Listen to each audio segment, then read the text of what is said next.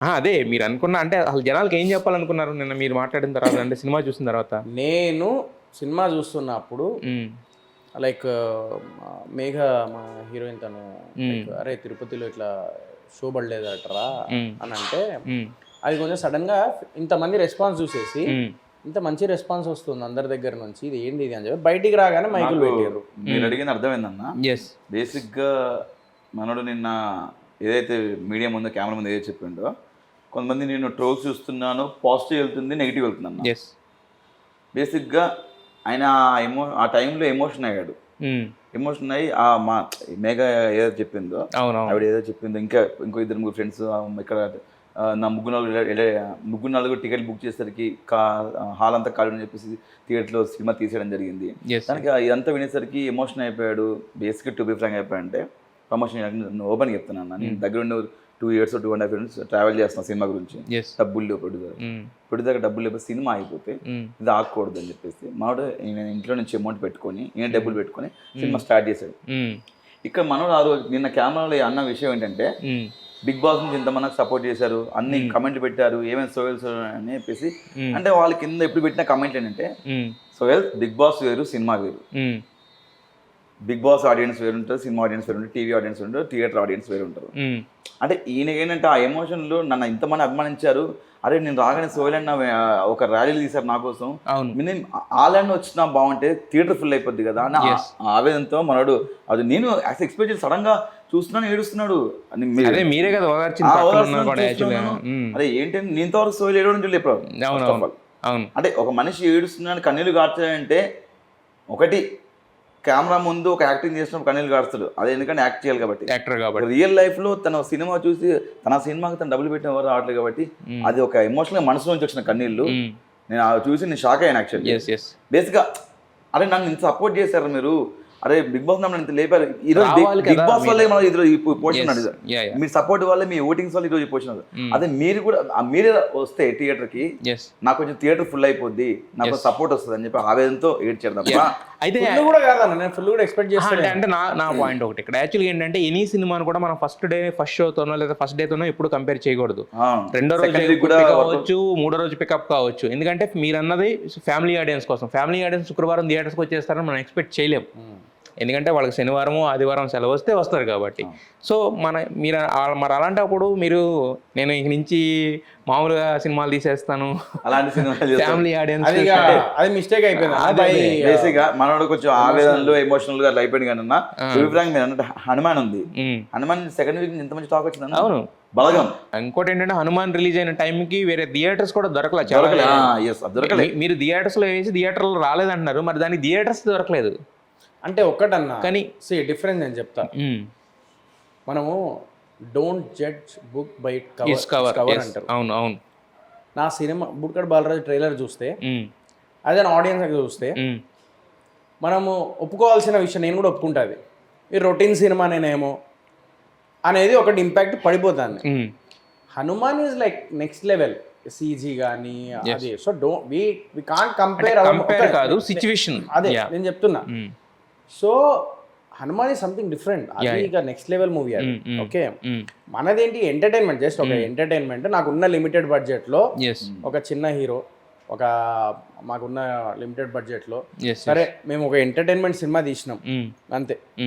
నేనేదో నాకు ఇన్ని కోట్లు రావాలి ఎన్ని కోట్లు నేను ఎక్స్పెక్ట్ చేయలేదు. అట్లీస్ట్ ఒక థియేటర్లో ఒక 60 మంది 70 మంది 80 మంది వాట్ ఎవర్, ఫస్ట్ ఆ షో పడకుండా ఉండడం అలా లేకుండా వస్తే బాగుండు అనే ఉద్దేశంతోనే నేను చెప్పిన. సో మీరు అన్నది కరెక్టే, కంపల్సరీ కంటెంట్ ఉన్న సినిమాలు 100% ఇదైతే. కానీ ఆ కంటెంట్ ఉన్న సినిమాలు బాగుంది మీరు రండి దీంట్లో ఏముంది అని చెప్పేసి చెప్పడానికే, వాళ్ళ దాకా పోర్ట్రే చేయడానికి చాలా క్యాలిక్యులేషన్స్ ఉంటాయన్న. యాజ్ ఎ ప్రొడ్యూసర్గా నాకు తెలుసు అది ఆడియన్స్ వరకు రీచ్ అవ్వవు, అది ఏంటిది అనేది నేను చెప్పలేను కెమెరా ముందు. ఓకే, చాలా ఉంటాయి, మ్యాజిక్లు అయిపోతాయి అన్ని. సోషల్ మీడియాలో మ్యాజిక్ చేసేస్తారు అట్లా. సో అలా నేను మ్యాజిక్ చేయలేను, నేను చేయలేకపోయా due to some financial issues లేకపోతే బిగ్ బాస్ కూడా మనోడు అగ్రెసివ్ అంటే మనోడు ఓన్ చేసుకున్నాడు ఫ్యాన్స్ ని కూడా ఫ్యామిలీ లాగా. ఇప్పుడు ఫ్యామిలీలో అమ్మాయి నాకు ఏందమ్మా నువ్వు ఇట్లా చేస్తావు నాన్న ఏందా ఆ థాట్ లో ఏందా అంటే హీరో ముందు నుంచే బిగ్ బాస్ ఎలా ఉన్నాడు బయట కూడా అలా ఉంటాడు, బయటకి ఎలా ఉన్నాడు బిగ్ బాస్ అలా ఉన్నాడు, అదే కన్వే చేస్తాడు. కానీ కొంచెం అంటే మీడియా ముందుకు వచ్చేసరికి మనం చెప్పేదండి అమ్మ కింద కమెంట్ చూసా ఏంట్రబే మన మీద అరుస్తుండు అరుస్తుంది ఏంది అరుస్తున్నాక అదే చూడరా నాకు మేబీ తీసుకునే వాళ్ళు ఇంకో నీ మెంటాలిటీ ఇదే, కానీ తీసుకున్న అందరూ నీ పరంగా తీసుకోరు కదా. ఎందుకంటే మీరు ప్రొడ్యూసర్ షూస్ లో ఉన్నారు కాబట్టి మీకు అలా మాట్లాడారు. బట్ ఆడియన్స్ నుంచి చూసే వాళ్ళకి ప్రేమగా చెప్పినట్టే బాగుంటది కానీ దబాయిస్తాడేంట్రా అన్న ఫీలింగ్. అది ఏంటంటే బేసికలీ ఇప్పుడు మనం ఒకవేళ ఫ్రెండ్స్ తో ఉన్నాం అనుకున్నా, ఇప్పుడు ఏదో అలుగుతాము, అలిగి ఏదో చెప్తామన్నా. ఫర్ ఎగ్జాంపుల్, అరే నీకు ఇట్లా సార్ ఏది పోవు కదా సార్ ఇట్లా చేస్తారా నేను, ఓకేనా ఇట్లా చేసి వెళ్తావా, నేను ఇట్లనే చేస్తా, ఓకేనా అని ఇట్లా నేను ఆడియన్స్ని కూడా నేను అట్లా ఓన్ చేసుకున్నాను. సో అందుకే ఆ ఇదితో నేను చెప్పిన, ఎందుకంటే నేను ఒక రియాలిటీ షో నుంచి వచ్చినా కాబట్టి నేను దగ్గర అట్లనే అయినా కాబట్టి నేను అట్లనే మాట్లాడినా. చాలా మంది ఇప్పుడు నాకు ఫర్ ఎగ్జాంపుల్ నాతో వర్క్ చేసిన వాళ్ళే నీ వల్ల మాకు కూడా డ్యామేజ్ అయింది అని చెప్పేసి కూడా అన్నారు.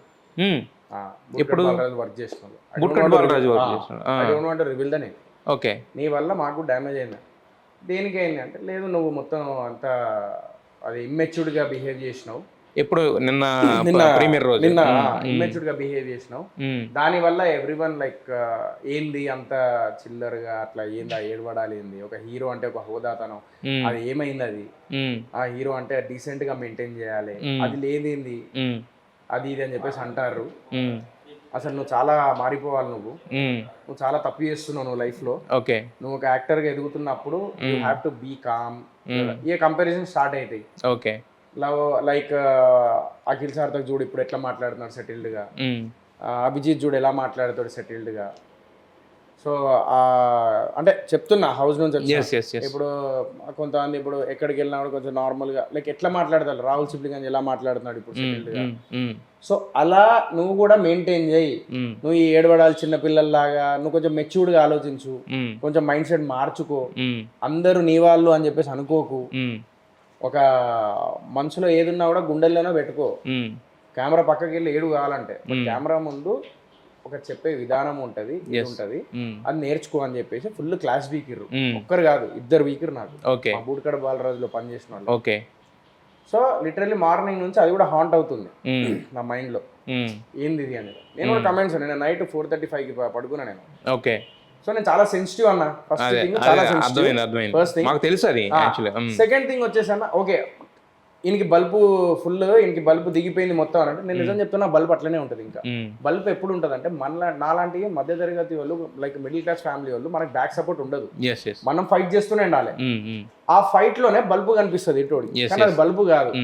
నేను డిఫెండ్ చేసుకుంటాను, నాకు ఇట్లా నాకు సెక్యూరిటీస్ లేవు, నాకు నాది నేనే సెక్యూరిటీ. దానివల్ల మీ అందరికి అట్లా కనిపిస్తుంది. బట్ ఒకవేళ అలా ఉండేది ఉంటే అన్న, నాకు ప్రీ రిలీజ్ ఈవెంట్ కి అంతమంది సపోర్ట్ చేస్తారు, ట్రైలర్ కి ఇంతమంది వచ్చేవాళ్ళు కాదు, సీజన్ 1 to సీజన్ వరకు అందరు నా ఫ్రెండ్స్ సగం మంది.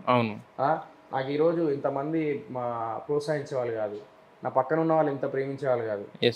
సో ఇవన్నీ క్యాలిక్యులేట్ చేస్తే దగ్గర ఉన్నోడు తెలుస్తుంది సోహెల్ అనేవాడు ఏంది, సోహెల్ అనేవాడు పడే బాధ ఏంది అనేది.